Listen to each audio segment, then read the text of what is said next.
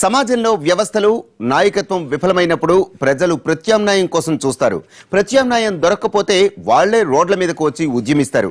చారిత్రాత్మకంగా అనేక సార్లు నిరూపితమైన సత్యం. నాయకత్వం విఫలమై ప్రజలు వీధుల్లోనికి రావడానికి మధ్య చిన్న సంధికాలం ఒకటి ఉంటుంది. ప్రజల ఆగ్రహాన్ని సరైన దారిలోకి మళ్లించగలిగే చాలా తక్కువ సమయం ఇది. ప్రస్తుతం ఆంధ్రప్రదేశ్లో ఇలాంటి సమయాన్ని జాయింట్ ఫ్యాక్ట్ ఫైండింగ్ కమిటీ వృధా చేస్తోందా?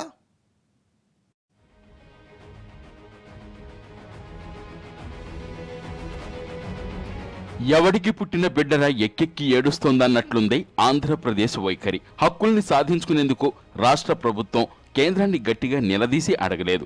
ఒకవేళ రాష్ట్రం తెగించడిగినా కేంద్రం నుంచి సమాధానం రాదు. రాష్ట్రంలో రెండు బలమైన ప్రాంతీయ పార్టీలు, జాతీయ పార్టీలు ఉన్న రాష్ట్రం గురించి, రాష్ట్రానికి జరిగిన అన్యాయం గురించి, జరగాల్సిన న్యాయం గురించి ఆలోచించటం లేదు. ఇలాంటి సమయంలో నేనున్నానంటూ ముందుకొచ్చిన పవన్ కళ్యాణ్ మీద రాష్ట్ర ప్రజలు అనేక ఆశలు పెట్టుకున్నారు. ఆయన కేంద్రాన్ని నిలదీస్తారని, నిగ్గదీసి ప్రశ్నిస్తారని అనుకున్నారు. అయితే కొండంత రాగం తీసి నోటి మీద వేలేసుకున్నట్లు JAC joint fact finding committee అని టైంపాస్ చేస్తున్నారు పవన్ కళ్యాణ్.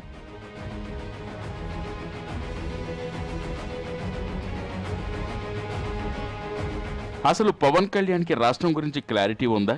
ఉంటే లెక్కలు అడగాల్సిన అవసరం ఏముంది? విభజన చట్టంలో ఏముంది? అందులో కేంద్రం ఎంత నెరవేర్చింది, కేంద్రం ఎన్ని నిధులు ఇచ్చింది, వాటిని రాష్ట్ర ప్రభుత్వం ఏం చేసింది అనే విషయాలు పవన్ కళ్యాణ్కు ఇప్పటి వరకు తెలియదా? ఈ విషయాలు రాష్ట్రంలో కొన్ని లక్షల మందికి స్పష్టంగా తెలుసు. పవన్ కళ్యాణ్ సాధారణ వ్యక్తి ఏమీ కాదు. ఆయన ఒక పార్టీకి అధ్యక్షుడు. అందులోనూ ప్రజల తరపున ప్రశ్నలు సంధిస్తానని చెప్పిన నాయకుడు. అలాంటి వ్యక్తికి జరుగుతుందనే దానిపై అవగాహన లేకపోవడం క్షమించరాని నేరం.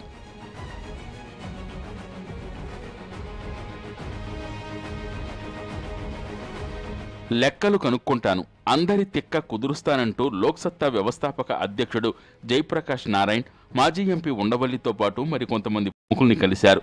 కేంద్రం ఎంత ఇచ్చింది, ఆ నిధుల్ని రాష్ట్రం ఏం చేసింది తెలుసుకోవడానికి పవన్ కళ్యాణ్ లాంటి వ్యక్తికి, కమిటీలో ఉన్న ఇతర ప్రముఖులకు గంటలో పని. లెక్కలు తెలుసుకున్న తర్వాత ఈ నేతలంతా ఏం చేసినట్లు? అన్నీ తెలుసుకుని అవిశ్వాస తీర్మానం పెట్టాలని అడగడంలో అర్థమేంటి? అన్నింటికంటే దారుణం, దుర్మార్గం ఏంటంటే ఆంధ్రప్రదేశ్కు తీరని ద్రోహం చేసిన కాంగ్రెస్ పార్టీకి ఫ్యాక్ట్ ఫైండింగ్ కమిటీలో స్థానం కల్పించడం.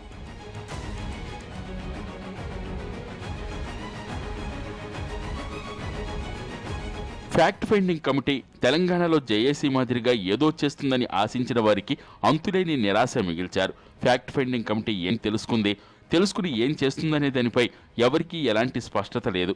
ఏం చెయ్యాలనే దానిపై కమిటీకైనా స్పష్టత ఉందా అని ప్రజల్లో సందేహం. కమిటీలో ఉన్న వాళ్లలో పవన్ కళ్యాణ్ తప్ప మిగతా వారికి మాస్ ఇమేజ్ లేదు. ఏం చేసినా పవన్ కళ్యాణే చెయ్యాలి. మేధావులు ఉన్నా వారు ప్రజల్లోకి వచ్చి పోరాడిన చరిత్ర లేదు. అన్యాయం జరిగినప్పుడు మాస్ ఇమేజ్ ఉన్న నాయకుడు కమిటీల చట్టును దాక్కోవటం అనేది చారిత్రక తప్పిదం కంటే దారుణమైంది కావచ్చు.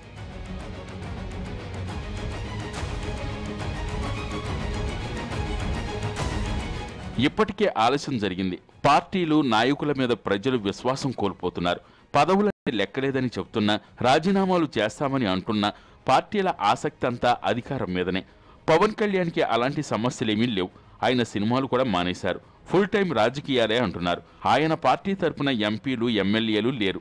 ఆయనకు అధికారం మీద యావలేదు. అలాంటప్పుడు నేరుగా రంగంలోకి దిగడానికి, ప్రజల తరపున ఆయన్ని ఆపుతున్న అంశాలేంటి? ఒక వ్యక్తి నాయకుడిగా ఎదగడానికి సమయం, సందర్భం కలిసి రావడం అరుదుగా జరిగే పరిణామం. అలాంటి సమయంలో సరిగ్గా స్పందించకపోతే తర్వాత చింతించి లాభం లేదు.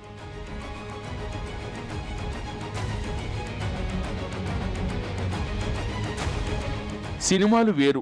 ఒక సినిమా ఫ్లాప్ అయితే మరో సినిమాకు ఛాన్స్ ఉంటుంది.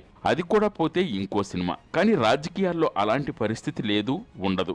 అవకాశాన్ని సరిగ్గా ఉపయోగించుకోకపోతే అసమర్థుడనే ముద్ర వేస్తుంది సమాజం. ప్రజల్ని ఇబ్బంది పెట్టకూడదనే లక్ష్యం మంచిదే అయినా ఇప్పుడున్న పరిస్థితుల్లో ఉద్యమించకపోతే ఆంధ్రప్రదేశ్ మరిన్ని కష్టాల్లోకి కేంద్ర సాయం రాకపోతే బహుశా ఏపీ కూలుకోవడానికి మరో 100 ఏళ్లు పట్టినా ఆశ్చర్యపోవాల్సిన అవసరం లేదు. ఈలోగా పక్కనున్న రాష్ట్రాలు దూసుకుపోతాయి.